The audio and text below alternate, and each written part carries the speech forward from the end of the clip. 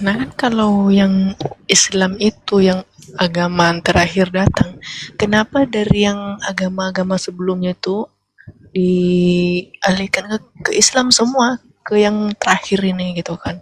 Karena kan udah ini yang benar dan benar-benar yang terakhir. Kenapa nggak mau agama itu nggak dialihkan ke situ? Iya. Di dalam Al-Quran surah Al-Ma'idah, Allah Subhanahu wa Ta'ala, tadi di awal saya sudah menjelaskan bagaimana Allah memilih kemudian Bani Israel ini. Allah memilih Bani Israel, tetapi Bani Israel kemudian membangkang akan perintah-perintah Tuhan. Mereka mengingkari kemudian firman Tuhan. Al-Ma'idah di ayat 12, Allah Subhanahu wa Ta'ala berfirman, "Walaqad ahzallahu mitsaqa bani Israil wa ba'atsna minhum 12 naqiban wa qala Allahu inni ma'akum la in aqamtumus shalah wa ataitumuz zakah wa amantu bi rusuli wa azzartumuhum wa aqradtumullah qardan hasana." Dan sungguh aku Allah telah mengambil perjanjian bagi Bani Israel, dan aku telah mengangkat 12 orang pemimpin di antara mereka. Lalu aku berfirman, aku bersamamu wahai Bani Israel. Sungguh jika kamu melaksanakan ibadah salat dan menunaikan zakat serta beriman kepada utusan-utusanku, dan kamu bantu mereka dengan pinjaman kepada Allah, pinjaman yang baik, pasti akan aku hapus dosa-dosamu dan pasti aku akan masukkan kamu ke dalam surga. Tetapi barang siapa kafir di antara kalian, maka sungguhnya dia telah tersesat dari jalan yang lurus. Wabima naqdihim mitsaqahum la'annahum wa ja'alna qulubahum qasiyah. Tetapi karena mereka melanggar janjinya, maka aku melaknat mereka dan aku jadikan hati mereka keras membatu. Mereka suka mengubah firman Allah dari tempatnya, dan mereka sengaja melupakan sebagian pesan yang telah diperingatkan kepada mereka. Engkau wahai Nabiku Muhammad senantiasa akan melihat pengkhianatan dari mereka, kecuali sekelompok kecil di antara mereka yang tidak berkhianat. Maka maafkanlah mereka dan biarkan mereka, sungguh Allah menyukai orang-orang yang berbuat baik. Lalu Allah mengatakan kemudian setelahnya, ya ahlal kitab, kan dipanggil tuh mereka, kaumnya Nabi Musa, kaumnya Nabi Isa, kaumnya Yesus, dipanggil. Ya ahlal kitab, qad ja'akum rasuluna yubayyinu lakum katsiran mimma kuntum tukhfuna minal kitab wa ya'funa an katsir. Wahai ahli kitab Bani Israel, sungguh Rasul kami Nabi Muhammad telah datang kepadamu, menjelaskan kepadamu banyak hal dari isi kitab yang kamu sembunyikan, dan banyak pula yang dibiarkannya untuk tidak dijelaskan. Sungguh telah datang kepadamu cahaya dari Allah, yaitu Islam dan Nabi Muhammad, dan kitab yang menjelaskan, yaitu Al-Quran. Yahdi bihillah manittaba ridwanahu subulas salam wa yukhrijuhum minaz zulumati ilan nur bi'izni wa yahdihim ila siratim mustaqim. Dengan Al-Quran itu kalian wahai Bani Israel, ahli kitab, Allah akan memberi petunjuk pada kalian yang mengikuti keridaannya kepada jalan keselamatan. Dan dengan Al-Quran itu pula Allah mengeluarkan orang dari gelap gulita kepada cahaya dengan izinnya, dan Allah menunjukkan kepada jalan yang lurus melalui Al-Quran. Jadi diseru, mereka diseru, wahai Alkitab, sini. Sudah datang Nabiku Muhammad, ikutlah dengannya. Itu perintah. Kalau ahli kitab aja dipanggil, ya semuanya manusia dipanggil. Makanya dalam Al-Quran itu diterangkan bahwasanya bil bayyinati was zubur wa anzalna ilaika dzikra litubayyana lin-nasi, kepada seluruh umat manusia. Nabi Muhammad diutus kepada seluruh umat manusia. Musa diutus hanya kepada Bani Israel. Yesus diutus hanya kepada Bani Israel. Nabi Isa hanya kepada Bani Israel. Maka satu-satunya jalan keselamatan hari ini hanya baginda Rasulullah Muhammad SAW, karena beliau diutus kepada seluruh umat manusia. Silakan.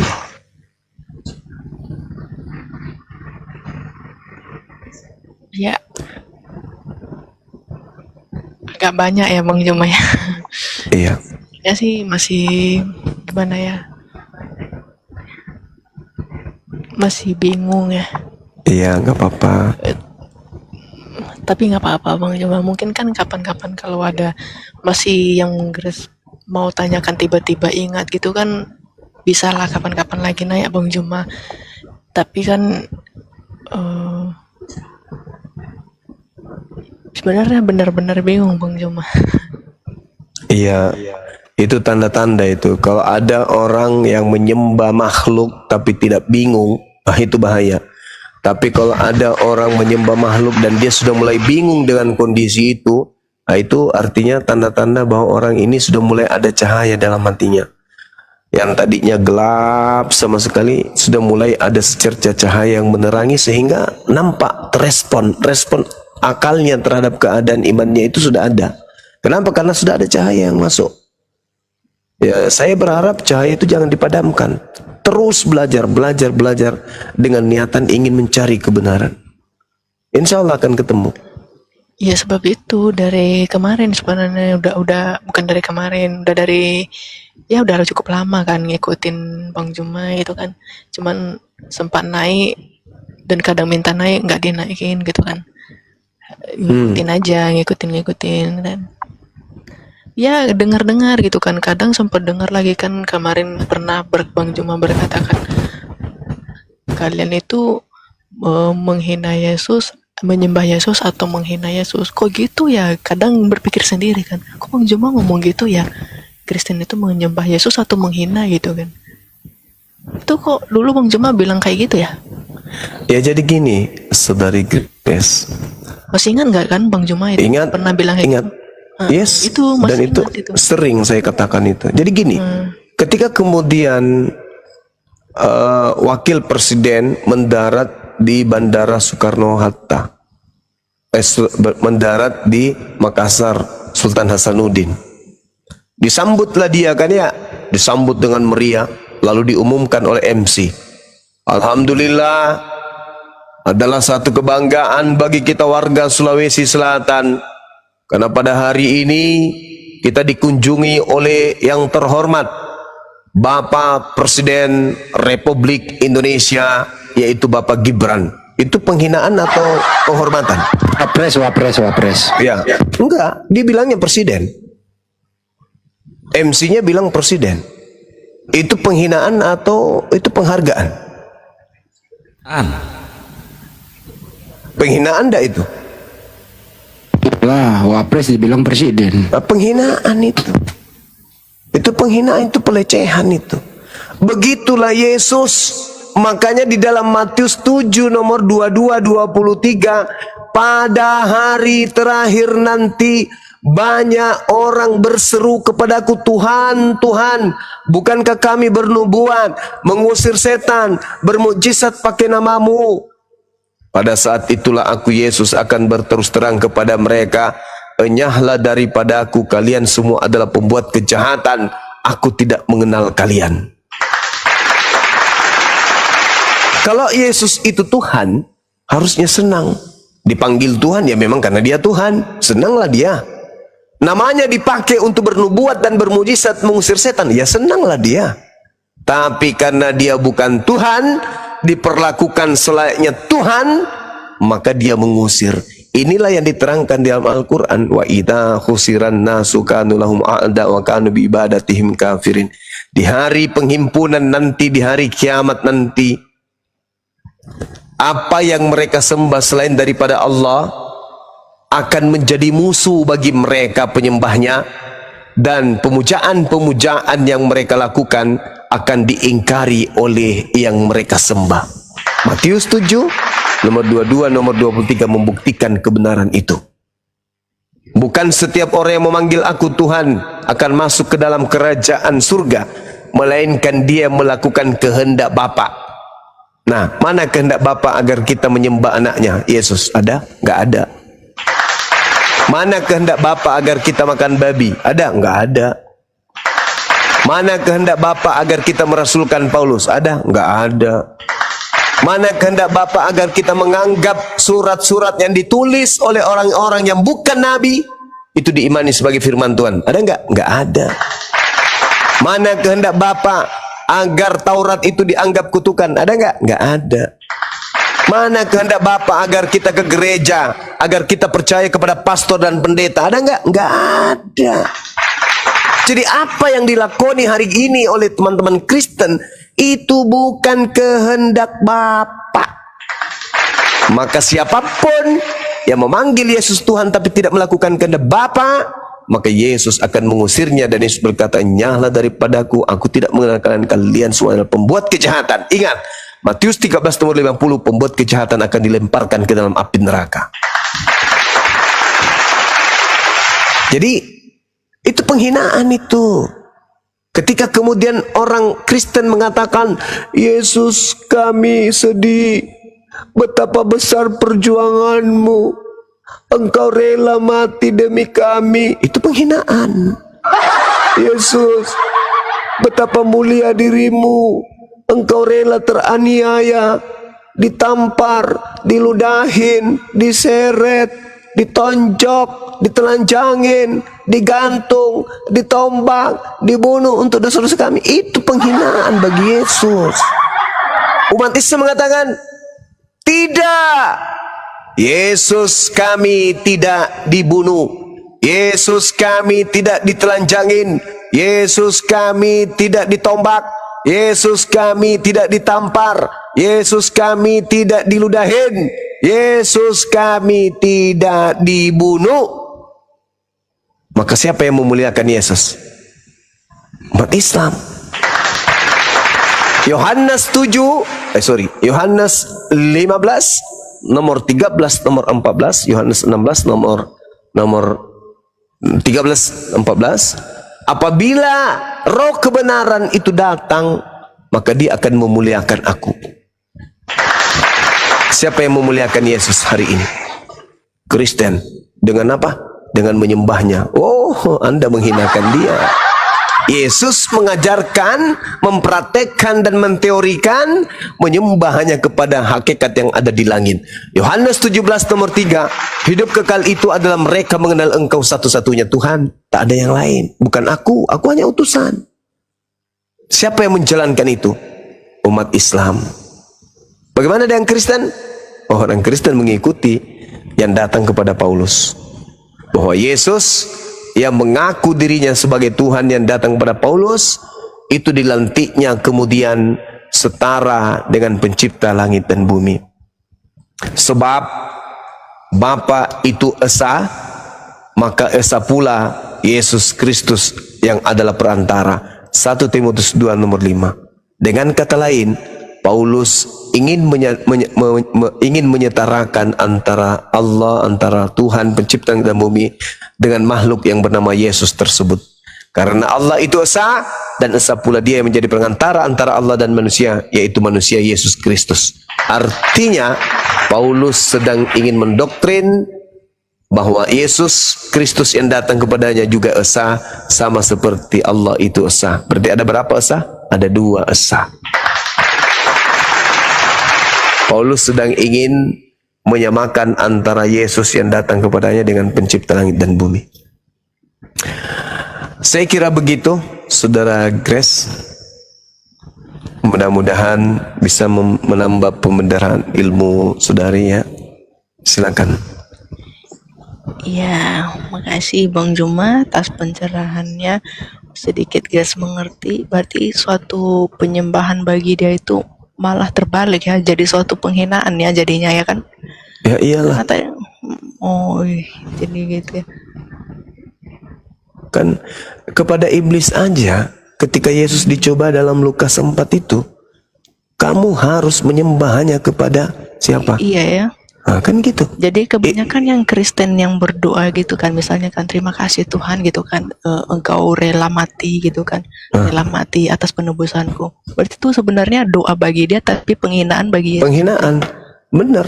Iya, Sejak kapan aku mati buat kalian? Betul. Itu penghinaan. Yohanes 17 nomor 3, hidup kekal itu adalah mereka mengenal Engkau satu-satunya dan mengenal aku sebagai utusanmu. Utusan ya bukan Tuhan lah. Kalau dia mati kemudian berarti yang mati manusia. berarti orang Kristen ditebus dosanya oleh manusia. Waduh, bahaya itu. Sementara kesaksian Yesus dalam Yohanes 5 nomor 36, ada kesaksianku yang lebih penting dari kesaksian Yohanes Pembaptis, bahwa seluruh mukjizat yang aku kerjakan, semua pekerjaan yang kulakukan, pekerjaan itu yang kulakukan sekarang, dan pekerjaan itulah yang bersaksi bahwa Bapa yang telah mengutus aku. Yesus bersaksi kalau dirinya adalah utusan Bapa. Lalu kok utusan Bapa kok dibunuh? Sedangkan Yesus mengatakan orang-orang yang ingin membunuhnya adalah anak-anak iblis. Di mana itu tertulis? Dalam Yohanes 8. Mengapa kau ingin membunuhku? Karena kamu tidak memiliki firmanku di dalam dirimu. Sekiranya engkau menerima firmanku, engkau tidak akan membunuhku. Sebab aku ini adalah orang yang berkata menurut firman Tuhan. Aku yang menyampaikan firman Tuhan. Tapi kenapa kau ingin membunuhku? Iblislah yang menjadi bapakmu. Nah, itu kata Yesus. Berarti orang-orang yang ingin membunuh Yesus adalah orang-orang yang menuhankan iblis. Karena iblislah yang menginginkan kematian terhadap Yesus. Lukas 4, Matius 4, bagaimana iblis mencobai Yesus agar Yesus mati. Itu iblis selalu mencobai Yesus supaya Yesus mati. Jadi yang ingin membunuh Yesus hanyalah iblis. Yesus dikhianati Yudas. Yudas berkhianat karena kerasukan setan. Iblisnya masuk ke Yudas sehingga Yudas berkhianat. Tujuannya apa? Supaya Yudas menyampaikan tempat persembunyiannya. Apa tujuannya? Supaya tentara menangkap Yesus. Apa tujuannya? Supaya Yesus dibunuh. Apa tujuannya? Kenapa iblis ingin membunuh Yesus? Kata Kristen, supaya menebus dosa kutuk dari Adam. Loh, bukannya yang terkutuk di Ganbi Eden itu iblis? Terkutuklah dengan perut engkau akan berjalan. Yang dikutuk di situ iblis. Ketika Adam kemudian jatuh dalam percobaan iblis, yang dikutuk oleh Tuhan itu iblis. Sedangkan Adam dan anak-anaknya itu diberkati. Berarti ketika Yesus dituduh sebagai penebus kutuk, maka yang ditebus siapa? Ya iblis. Karena yang dikutuk di situ iblis. Berarti Yesus mati melepaskan kutuk iblis. Wah, bahaya ini. Bahaya. Makanya Yesus mengatakan, iblislah yang menjadi bapakmu dan kamu ingin melakukan keinginan-keinginan bapakmu. Itu jelas itu. Jadi orang yang ingin membunuh Yesus adalah orang yang ingin mempraktekkan keinginan bapaknya, yaitu iblis. Dengan kata lain, orang yang mengimani pembunuhan terhadap Yesus adalah orang yang mengimani karya iblis. Siapa yang tepuk tangan ketika kemudian karyanya dijadikan sebagai simbol agama? Ya iblis lah. Coba. Siapa yang senang ketika kemudian karyanya itu dihargai, malah dijadikan sebagai sesuatu, sebagai landasan keselamatan? Kami selamat karena penyaliban terhadap Yesus. Kami selamat karena darah Yesus. Kami selamat karena Yesus disalib. Dengan kata lain, iblis adalah pahlawan sehingga mereka diselamatkan. Maka ucapkanlah terima kasih kepada iblis. Iblis, terima kasih ya, berkat kamu kemudian merasuki Yudas, merasuki imam kepala mahkamah agama, sehingga Tuhan kami berhasil dibunuh. Coba bukan kamu yang kemudian merasuki Yudas, manalah mungkin Yesus itu bisa disalibkan. Terima kasih ya iblis. Nah, sementara Tuhan mengatakan 6 perkara yang dibenci dan 7 kekejian dalam hatinya, yaitu menumpahkan darah orang yang tidak berdosa. Yesus ada dosa enggak? Enggak ada. Menumpahkan darahnya adalah kekejian bagi Tuhan. Keluaran 23 nomor 7 nomor 8, jangan kau membunuh orang yang benar. Ya itu perintah, jangan. Jadi kalau ada orang membunuh Yesus, dosa enggak? Dosa. Jadi penyaliban itu bukan nebus dosa, penyaliban itu menghadirkan dosa. Keluaran 23 nomor 78. Jangan kau membunuh orang yang benar. Dengan kata lain, jangan kau bunuh Yesus. Ketika Yesus dibunuh, maka apa yang terjadi? Dosa membunuh Yesus. Berarti pembunuhan terhadap Yesus itu bukan nebus dosa, tetapi berdosa. Penyaliban adalah simbol dosa, bukan nebus dosa. Jadi salah ketika dikatakan salib adalah simbol penebusan dosa. Enggak. Salib itu simbol dosa. Pembangkangan, kan Tuhan mengatakan jangan kau membunuh orang yang benar, itu larangan. Ketika dibunuh menggunakan salib, maka salib ini adalah simbol pembangkangan dan pelanggaran terhadap perintah Tuhan. Jadi salib bukan tanda keselamatan, salib justru sebaliknya, diduga sebaliknya. Kenapa? Karena Tuhan melarang membunuh Yesus. Yesus orang benar kan? Akulah jalan, akulah kebenaran, akulah hidup. Nah, barang siapa yang tidak melalui aku, dia tidak sampai kepada Bapa. Loh, kok dibunuh? Yesus itu jalan menuju kepada Tuhan. Kenapa dibunuh? Artinya, ibarat Yesus itu jembatan. Kenapa dihancurkan jembatannya? Dia harus dilestarikan, dipelihara, supaya seluruh ajaran-ajaran yang menyebabkan kita selamat dikeluarkan oleh dia. Jangan dibunuh, biarkan dia mengajar, karena dia adalah juru selamat. Sebagai juru selamat, dia punya pengajaran, tapi dibalikkan. Oh, dia juru selamat dengan cara apa? Dengan mati di tiang salib. Alamak.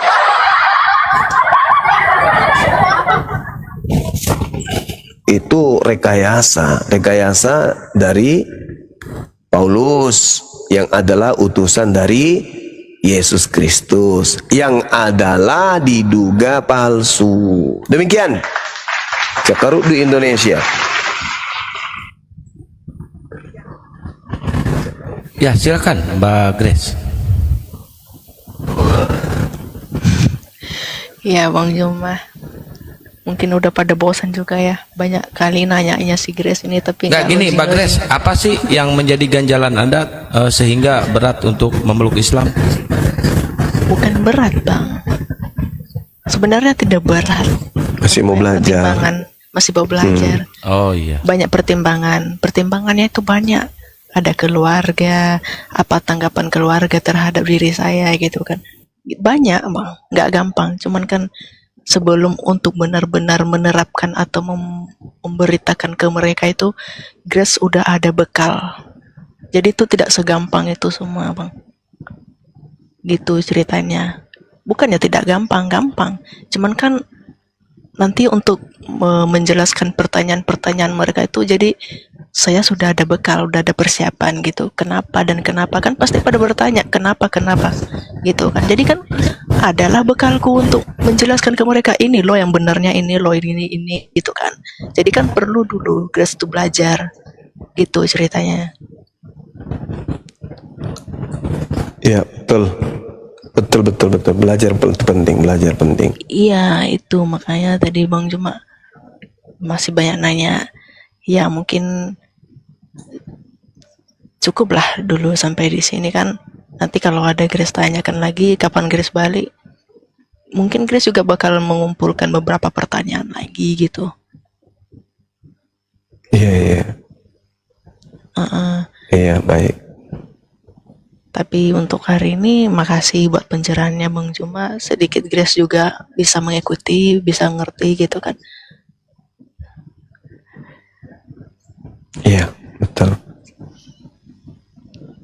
Ya kalau ada yang lain mau bertanya, dipersilakan. Tapi untuk Mbak Grace, ya. Mbak Grace coba bertanya tentang Islam ke Gurunda, coba. Satu aja pertanyaan Sebenarnya Mbak Grace. mau bertanya dan sudah mendapat Silakan. jawabannya. Cuman kan takutnya mungkin itu cuman pertanyaan sepele ya.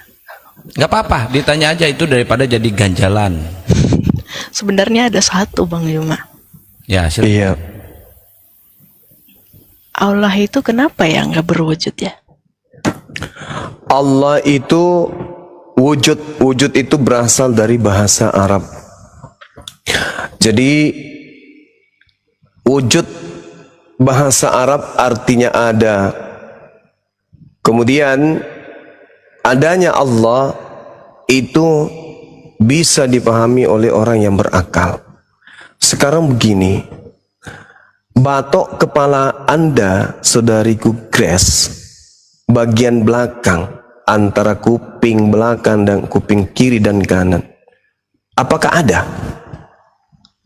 Batok kepala Anda bagian belakang itu apakah ada? Coba Anda, dari mana Anda bisa tahu kalau itu ada? Dengan menyentuhnya. Menyentuhnya. Nah, artinya mata ini bukan satu-satunya panca indera yang kita gunakan untuk mengetahui sesuatu itu ada atau tidak ada, betul? Betul. Al-Quran mengatakan sanurihim ayatina fil afaq wa fi anfusihim. Aku akan memperlihatkan kepada mereka manusia tanda-tanda kebesaranku, tanda-tanda keberadaanku di segenap penjuru dan pada diri mereka sendiri. Jadi ketika kemudian Allah tidak memperlihatkan wujudnya, bukan berarti Allah itu tak ada. Ada banyak hal dalam kehidupan kita sehari-hari yang tak bisa kita lihat, tapi bisa kita rasakan kehadirannya. Contoh, rasa manis. Ada yang bisa melihat rasa manis itu? Tidak ada. Bisa enggak rasa manis itu kita rasa? Bisa. Dilihat boleh enggak? Enggak bisa. Pahit, rasa sakit, ada enggak yang bisa melihat rasa sakit? Tak ada. Tapi merasakannya ada enggak? Ada. Tiap hari kita rasakan sakit, sakit gigi, sakit hati, sakit dompet, banyak. Nah, sekarang ternyata rasa itu bisa menjadi alat deteksi sesuatu itu ada. Sekarang kita rasa-rasa nih. Contoh, ketika Al-Quran mengatakan, aku memberikan simbol, memberikan tanda-tanda kehadiranku pada diri manusia. Contoh,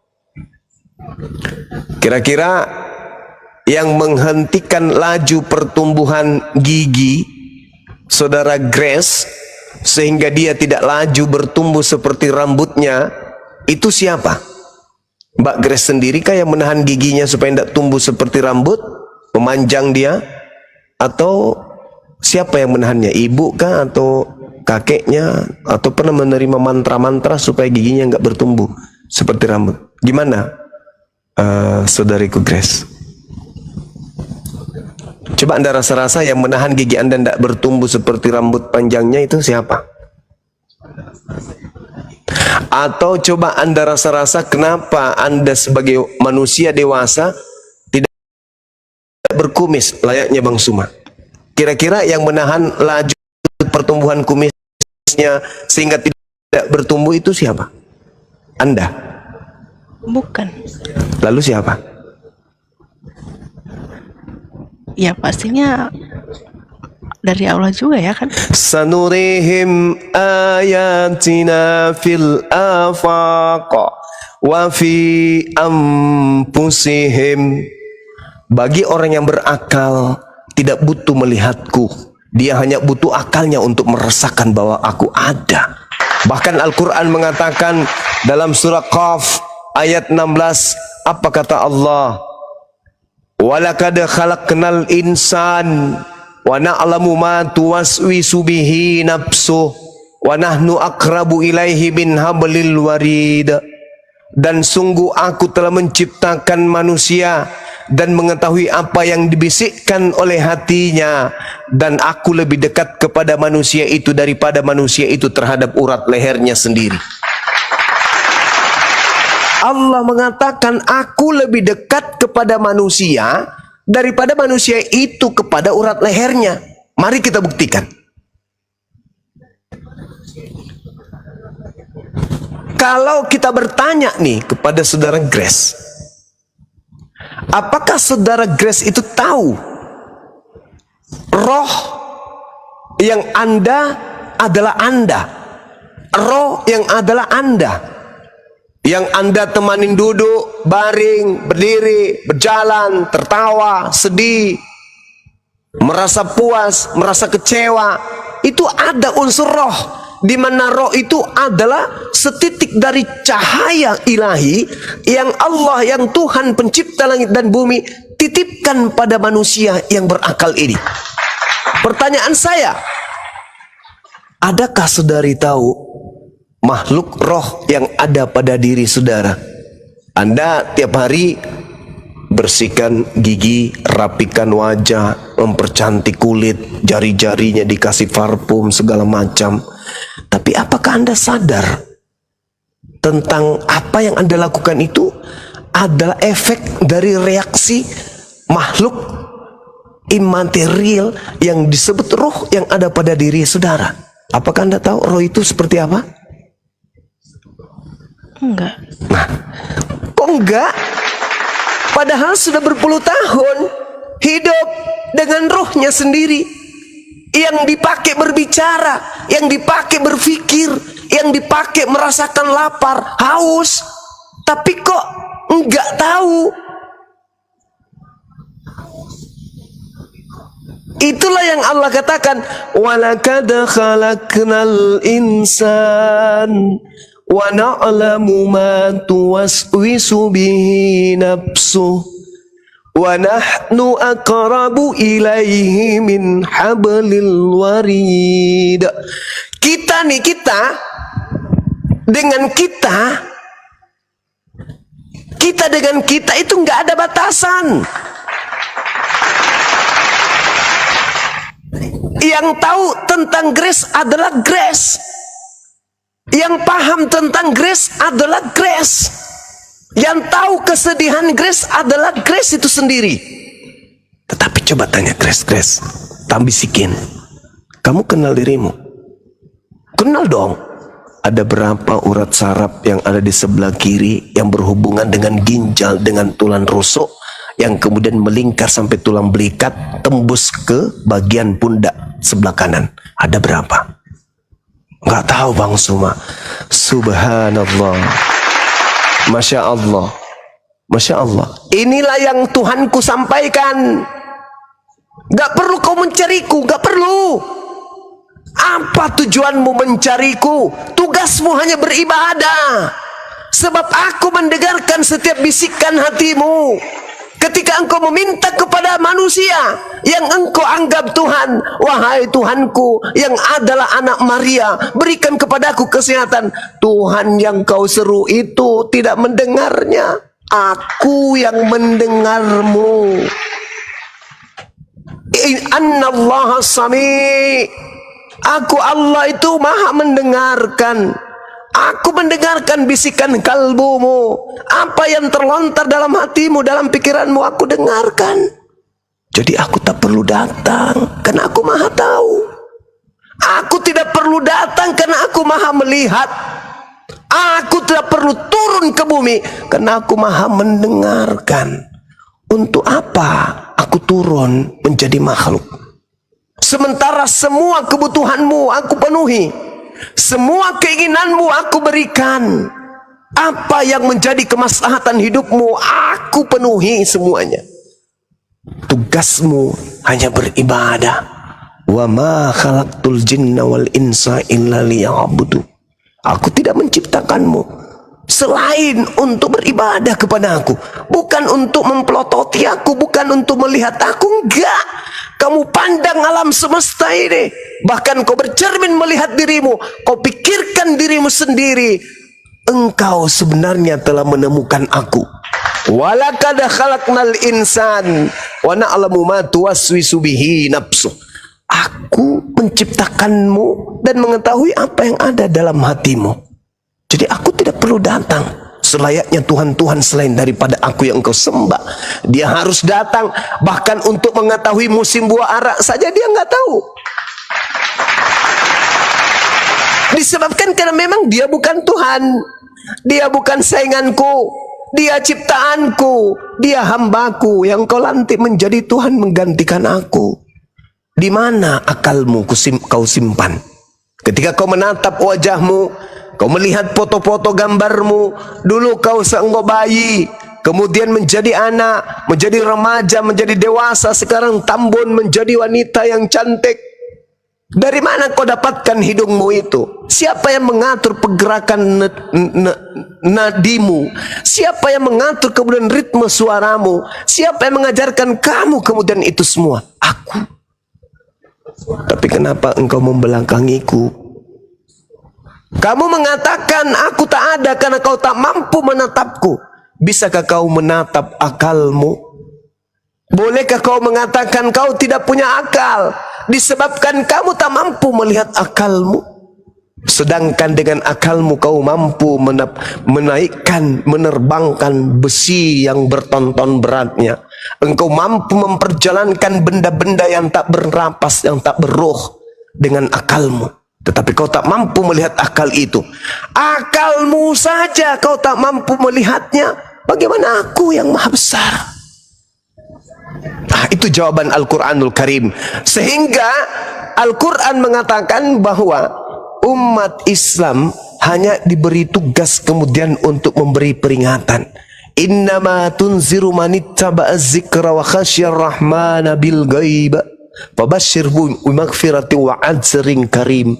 Sesungguhnya engkau hanya memberi peringatan kepada orang-orang yang mau mengikuti peringatan dan takut kepada Tuhan yang Maha Pengasih, walaupun mereka tidak melihat Tuhan tersebut. Jadi di Islam itu, saudari Grace, karena sadar bahwa hatinya senantiasa dilihat oleh Allah, ungkapan-ungkapan, bisikan-bisikan kalbunya senantiasa dilihat oleh Allah, dan disadari sepenuh hati oleh umat Islam, maka hati umat Islam itu kecenderungannya jarang yang munafik. Orang yang beriman, saudara Grace, jangankan mereka kemudian bermaksiat, mereka bersetubuh dengan pasangan mereka saja, kalau mereka benar-benar orang yang beriman dan takwa dan takut kepada Allah, mereka tidak bugil, mereka tidak mau dilihat oleh malaikat, mereka tidak mau dilihat langsung. Meskipun Allah Maha melihat, mereka kemudian melakukan kewajiban suami istri masih di bawah selimut. Itu orang yang sangat berhati-hati. Orang yang beriman dengan makrifat yang sempurna, ketika mereka mandi, mereka nggak pernah telanjang. Kenapa? Mereka malu. Karena mereka tahu Allah sebahan mereka maha melihat. Maka mereka mandi masih menggunakan kain. Sementara orang yang tidak beriman, jangankan dalam keadaan seorang diri, justru mereka berkongko-kongko dengan orang-orang lain yang ada di sekelilingnya, yang dibawa kuasanya untuk bermaksiat, melancarkan aksi maksiat berjamaah, korupsi berjamaah, mencuri berjamaah, dikarenakan tak ada malu, karena mereka tak menyadari bahwa Tuhan itu maha melihat. Orang yang menyadari bahwa bisikan-bisikan hati ini dibaca dan diketahui oleh Allah Tuhannya, mereka tidak akan punya niat busuk, mereka tidak punya rencana-rencana jahat kepada saudara-saudaranya. Dan orang yang cenderung menyadari bahwa makrifat itu adalah sesuatu yang harus dipenuhi dalam konsep ibadah, dalam konsep penghambaan kepada Tuhan, mereka akan senantiasa menjadi hamba yang pemaaf. Kenapa orang itu jadi pemaaf? Karena hatinya selalu dia jaga. Dia tidak ingin ada irama dendam dalam hatinya. Dia tidak ingin ada not gelombang, not kata-kata dalam kalbunya yang kemudian bisa menyakiti dirinya dan orang lain. Itu orang yang baik, itu orang yang suci, orang yang menyadari bahwa Allah senantiasa melihat hatinya ketika berbicara. Bisikan hatinya senantiasa didengarkan oleh Allah, maka yang ada dalam hatinya hanya perkataan-perkataan yang baik. Jadi kasih yang sempurna adalah kasih yang bersumber dari hati. Hati yang sempurna adalah hati yang menyadari dengan akalnya bahwa apapun bisikan hatiku dibaca dan didengarkan oleh Tuhanku. Anallaha sami', pencipta langit dan bumi, Allah maha mendengarkan. Jadi itu tadi, ketika Anda bertanya, kenapa Tuhannya umat Islam bisa dilihat? Segala sesuatu yang dilihat itu adalah makhluk. Di alam ini ya, segala sesuatu yang dapat dilihat itu pasti makhluk. Makanya dikatakan di dalam kitabnya orang Yahudi, Keluaran 33 nomor 20, dan juga di dalam Yeremia 10 nomor 6, 2 Samuel 7 22, tidak ada yang serupa dengan Tuhan. Laisa kamitslihi syai'. Tidak ada yang serupa dengan Tuhan. Ketika Anda memejamkan mata, mengambil pulpen, mengambil kertas putih, lalu Anda mencoba untuk menggoreskan wujud Tuhan. Anda tutup mata, Anda goyang-goyangkan pulpen itu, oh inilah wujud Tuhan. Anda goyangkan, goyang terus, karena tidak mungkin Anda ingin menyerupakan goresan tangan Anda dengan makhluk yang ada, seperti sapi, kambing, rumah, gedung, jalan, tidak mungkin. Maka Anda mencari gambar yang tidak serupa dengan apapun. Anda coret terus. Setelah Anda buka mata, ternyata Anda buka mata Anda ingin melihat bentuk Tuhan yang Anda gambarkan. Ternyata yang ada di atas kertas adalah gambar benang kusut. Apakah Tuhan segambar dengan benang kusut? Tidak mungkin. Laisa kamitslihi syai'. Tuhan pencipta langit dan bumi tidak serupa dengan apapun. Maka cukup kita sadar Tuhan maha melihat kita. Tidak perlu kita yang melihat Tuhan. Toh alam semesta ini sudah ada. Maka Allah mengatakan, aku menampakkan kebesaranku di segala penjuru. Jadi tidak perlu kita mencari Tuhan, karena Tuhan ada memenuhi segala penjuru. Kita duduk, Tuhan ada. Kita baring, Tuhan ada. Tidak ada yang lolos dari pengawasan Tuhan. Allahus Samad, kita tergantung pada Tuhan. Walam yakul lahu kufuwan ahad. Tidak ada yang serupa, tidak ada yang menyamai Tuhan itu. Oleh karena itu, ya nggak perlu cari Tuhan, karena Tuhan ada. Tuhan itu melihat apa yang kita lakukan, Tuhan melihat. Jadi tidak perlu kemudian kita mencari mana Tuhan itu. Enggak.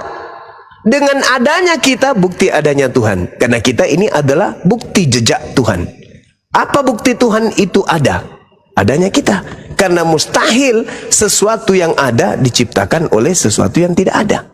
Meskipun pencipta itu kita tidak lihat, tetapi dia wajib ada. Nah inilah yang ada di Islam.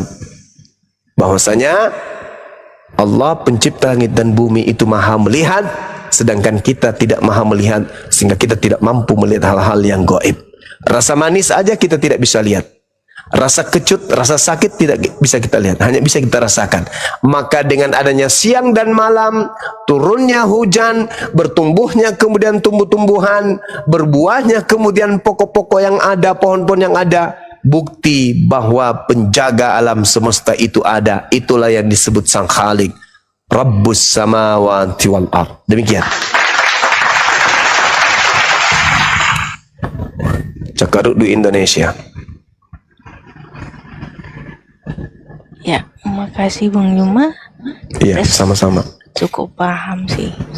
Memang Alhamdulillah. angin Masya tidak Allah. dapat dilihat, tapi dapat dirasakan. Iya. Ya, mungkin itu Gimana? saja sih Puas pertanyaan. Mbak Grace?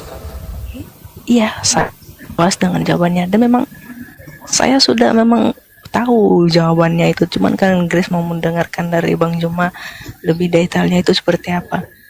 Tapi contoh yang cuman Grace bisa dapat itu kemarin seperti angin tadi, perumpamaan angin. Angin cuman dapat dirasakan tapi tidak dapat dilihat. Gitu. Iya. Ya, terima kasih Saya mau Bang bertanya Juma ke ya, Pak. Gurunda, boleh? Satu aja Gurunda. Boleh. Ini Mbak Grace ini kan lagi belajar ke Islam, tapi dia belum sepenuhnya memeluk Islam. Kalau misalkan ya, tapi naudzubillah min dzalik, Mbak Grace tidak ada umur lagi, tidak sempat mengucapkan 2 kalimat syahadat, status Mbak Grace ini gimana Gurunda?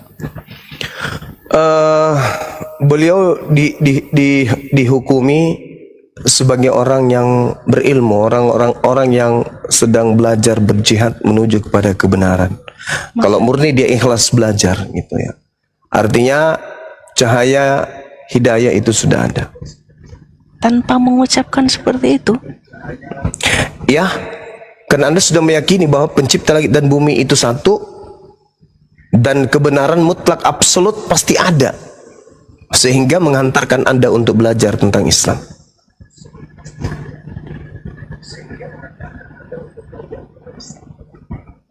Seperti itu. Banyak ya. Seperti yang tadi Igris dengar lagi. Itu yang baru mualaf itu kayak bayi baru lahir tanpa dosa gitu kan. Ini baru dengar lagi kan, kalau belajar lagi posisinya belajar kayak gini dan udah percaya gitu ya kan, tanpa menyebutkan itu, udah bisa sebaik itu Tuhannya. Iya, karena sudah ada prasangka positif terhadap pencipta langit dan bumi, menggugurkan item-item kefasikan, kemusyrikan. Ada orang yang paham itu salah, tapi tak mau belajar. Ada. Ibarat hadiah.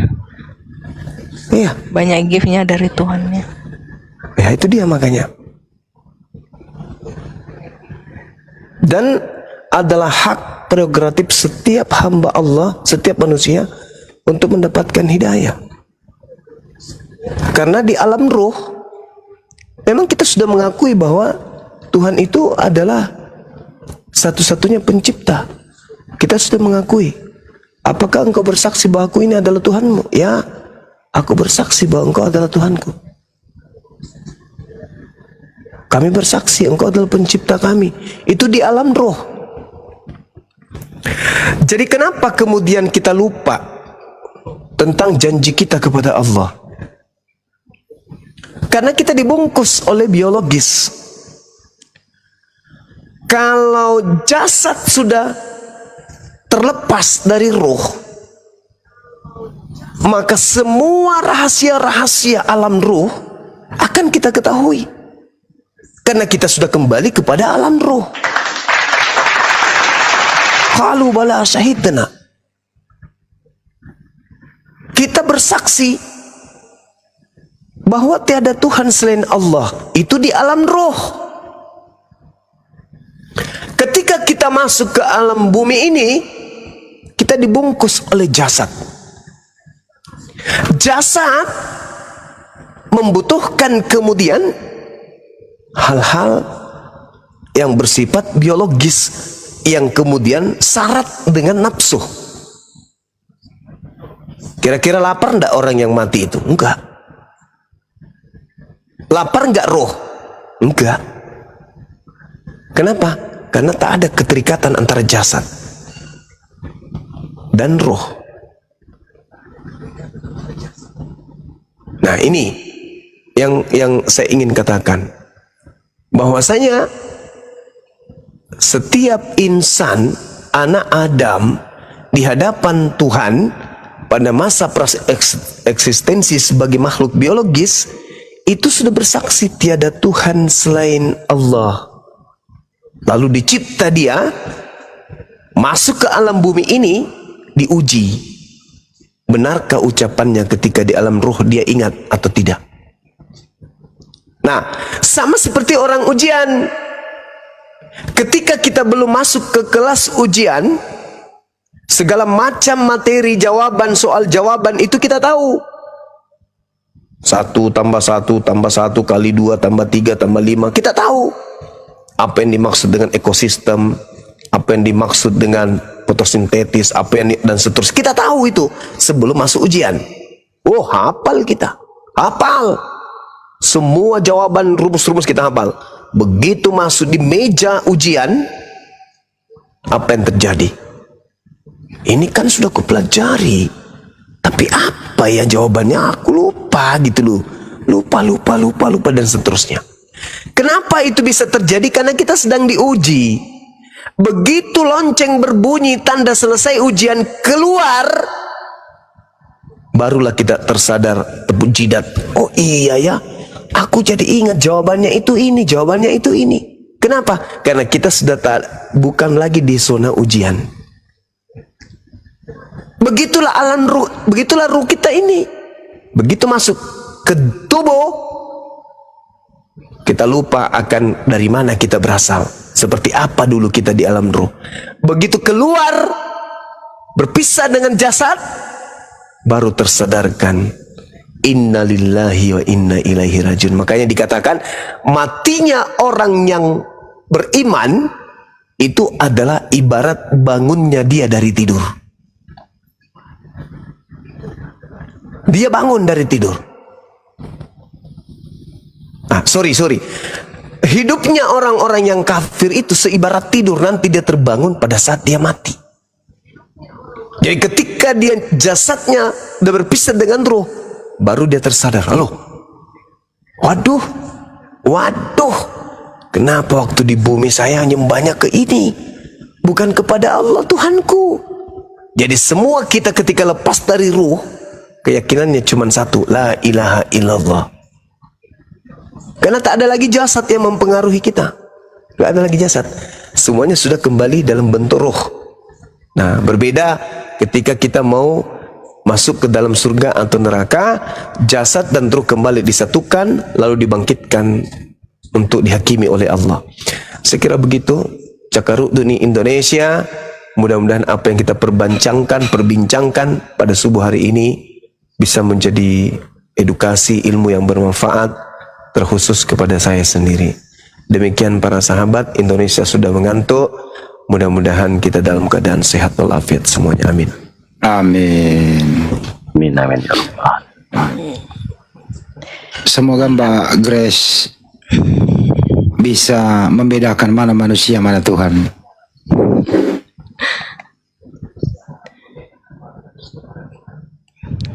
Mantap penjelasan hari ini, lumayan mantap Bang Juma. Terima kasih Bang Juma. Sama-sama. Tapi jujur saja Bang, Iya. sekarang yang ada di depan saya ini bagaimana menghadapi keluarga saya. Cara saya menghadapi keluarga saya itu tantangan berat bagi saya. Ya itu sih memang keluhan-keluhan teman-teman. Banyak keluarga, betul. Apalagi karena saya kan anak gadis pertama, gimana menghadapi keluarga itu? Pasti bakalan banyak pertanyaan dan pasti murka lah gitu kan. Grace saja udah ngebayangin bagaimana reaksi mereka. Itulah. Dari mana? Dari Grace Katolik, Protestan? Kristen Protestan. Iya. Jadi kalau seibarat agama itu adalah kendaraan, dan di atas kendaraan itu kita bersama dengan keluarga kita, dan kita tahu bahwa kendaraan ini kita berpikir melaju menuju kepada keselamatan. Tapi ternyata di antara kita yang ada di atas kendaraan ini sadar bahwa sebenarnya ini bukan kepada keselamatan ujungnya, tetapi jatuh ke jurang yang dalam. Maka orang yang sehat akalnya akan senantiasa begitu tahu bahwa itu jatuhnya ke jurang, loncat dari kendaraan itu untuk meminta pertolongan, kemudian mengambil kendaraan yang lain atau menyetir kendaraan itu agar kendaraan itu stop atau berbalik arah atau membelokkan arah perjalanan supaya keluarga atau penumpang yang lainnya tidak masuk ke dalam jurang, apapun risikonya, termasuk loncat dari mobil yang sedang melaju kencang demi untuk menyelamatkan orang-orang yang kita cintai. Itu pun rela kita lakukan. Nah, tapi kalau kita tidak berani mengambil resiko, artinya kita rela sama-sama jatuh atau tabrak pada jurang yang dalam. Seibarat kita ada di dalam kegelapan bersama dengan keluarga, tapi kita tahu caranya kemudian supaya keluarga kita ini mendapatkan setitik cahaya, yaitu berlari ke tempat yang lain, mengambil sumber cahaya, mendapatkan cahaya, lalu kembali ke keluarga menjadi penerang. Bisa jadi cahaya itu ditolak, tetapi inilah perjuangan kasih sayang. Daripada kita hidup dalam kegelapan bersama-sama, padahal kita tahu caranya mengambil cahaya, kita biarkan diri kita dalam kegelapan. Resiko pasti ada. Segala sesuatu yang kita perjuangkan, segala sesuatu, apalagi ini berbicara mengenai akidah, pasti ada. Cuman permasalahannya adalah detik, menit, jam, hari, minggu, bulan, tahun mengantarkan kita kepada ujung kehidupan. Itu udah pasti tuh. Kalau calon gubernur belum tentu jadi gubernur, calon presiden belum tentu, tapi yang dikatakan calon mayat, Islamkah dia, Kristenkah dia, pasti akan menjadi mayat. Apa yang akan kita bawa kembali ke hadapan Allah? Ketakutan terhadap duniawikah atau ketakutan terhadap dahsyatnya kemudian pembalasan kepada orang-orang yang ingkar kepada penciptanya? Saya banyak menghadapi orang-orang yang ingin mu'alaf, yang kemudian menghadapi masalah seperti ini, takut akan keluarganya. Tapi Iya, alhamdulillah ada juga yang berani ngambil risiko, dibenci, dimusuhi, bla bla dan seterusnya. Tapi setelah dimusuhi, dibenci, justru keluarganya itu diam-diam belajar dan diam-diam jatuh cinta. Lalu terang-terangan memanggil anaknya, sembunyi-sembunyi berbicara. Apa sih yang membuat engkau itu masuk Islam, memilih Islam? Padahal sebenarnya dia itu ingin meyakinkan dirinya. Dia bertanya seakan-akan marah, tapi dia ingin meyakinkan dirinya. Apakah akhirnya apa? Aku mengalah anakku, aku ikut samamu. Contoh, kita kenal Olan, bagaimana Olan mati-matian kemudian berjuang supaya adiknya ini kembali ke Islam. Habiskan uang ratusan juta, menyewa pastor pendeta untuk menghadapi Bang Suma. Apa endingnya? Alhamdulillah, beliau justru jatuh cinta ke Islam dan akhirnya syahadat. Artinya adiknya Yoga berhasil loncat dari kendaraan itu, lalu memanggil bantuan. Setelah bantuan datang, tertolonglah kakaknya ini. Bisa jadi orang tuanya ikut, bisa jadi saudara-saudara yang lain ikut. Minimal dia sudah menjadi cahaya dalam rumah tangganya. Saya kira begitu, karena Indonesia sudah mengantuk. Mudah-mudahan apa yang kita sampaikan ini bisa bermanfaat. Silakan saudara Grace, renungkan lagi, istirahat, karena memang tidak mudah mengambil risiko itu. Tapi paling tidak Anda sudah meneguhkan hati, kebenaran itu pasti ada dan kebenaran itu pasti menang. Itu aja. Silakan. ya Bang Zuma. Itulah, cuman itu aja satu-satunya menghadapi keluarga itu. Termasuk Dinda Nora juga, kalau nggak salah beliau tadinya orang tuanya melawan, tapi kalau nggak salah orang tuanya justru mulai mualaf. Iya, tapi berat mungkin ya di Grace. Iya, berat. Iya, betul. Ditambah kan bapak itu kayak gimana ya, dia pemimpinnya di tokohnya bagian gereja gitu kan, jadi aduh berat dari Itu masih mending, Mbak. cuma Kalau jemaat biasa gitu. Itu masih mending, Mbak. Kalau pendeta yang mualaf gimana? Kalau pendeta yang mualaf, Betul. lebih tanda tanya besar jemaat. Iya. Ya udah, cukup sampai di sinilah Bang Zuma. enggak dulu Mbak Grace.